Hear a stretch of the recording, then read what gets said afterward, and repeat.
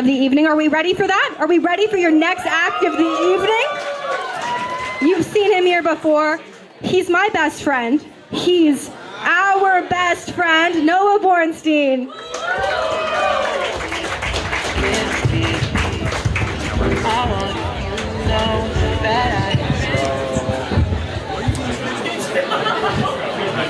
Okay.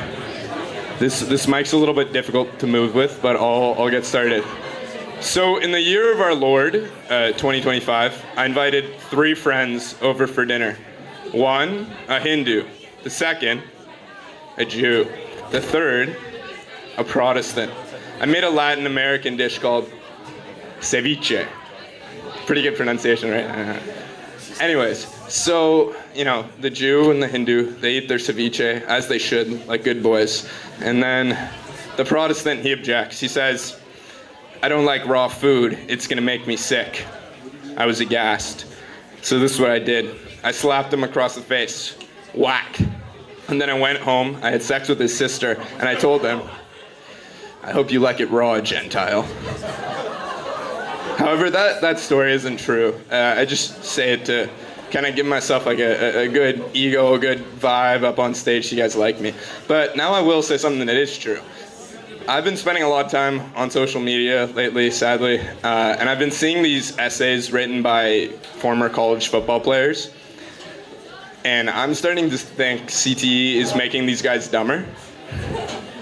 I've seen some of their work. It is not good. For example, there's one by this running back. And for those of you who don't know what a running back is, imagine a really, really jacked 5'6" guy who runs at like 15 or so 300-pound men every day, trying not to fall down. If you ever turn on the TV, watch a football game, and you see a big doggy pile full of big guys, the small guy at the bottom is the running back. And he really likes being at the bottom. So anyways, this essay was about the San Francisco 49ers and how great they are and how well known they are around the world. At least that's how it began. And there was no sourcing for this, so I assume the running back went to every single person in the world and asked them if they knew the San Francisco 49ers, which would consist of very good research.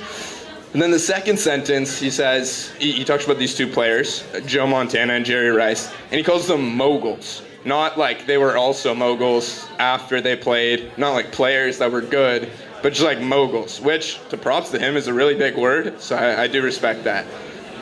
But then, I got to 3 sentences, and then 4, and I decided I don't have the chops to finish this whole essay, so I put it to bed, so I really shouldn't be judging him.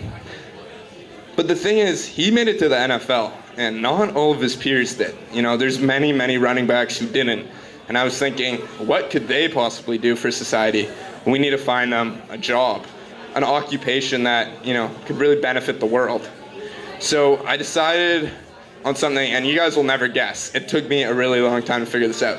So there's 2 options here. They can be a marketing director for either oil companies or defense contractors. And hear me out. You guys might be thinking, well, I love Lockheed Martin and ExxonMobil as much as the next guy, but what do these guys know about defrauding the public for personal gain and draining the Great Lakes and killing polar bears and that kind of stuff?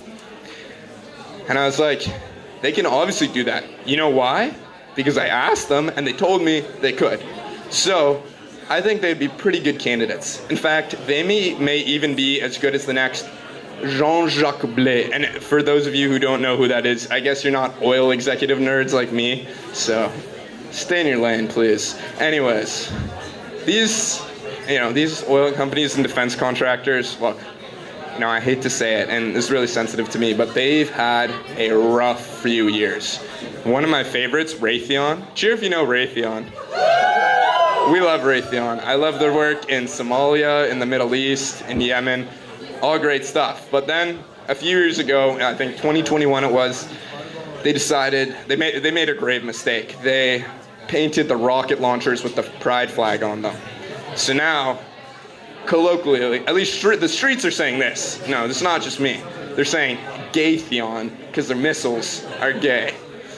Which, I agree with it. And my point here is that woke ruined defense contracting. I think we can all agree with that. I'm not afraid to get canceled over saying that. Anyways, it really is a struggle for these companies, and I really hope, they get off on the right foot because this is a tough time. A good thing, though, on the other hand, is one of my favorite towns in America. It's called White Settlement, Texas, but not for the reasons you think. I looked at the population demographics. It's only 50.8% white, which is less white people than I thought for a place called White Settlement.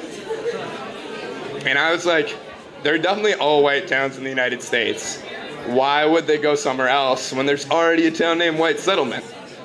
I'm just saying, if I was to make, North Toronto Jews from Midtown Toronto Town, I would call it North Toronto Jews from Midtown Toronto Town.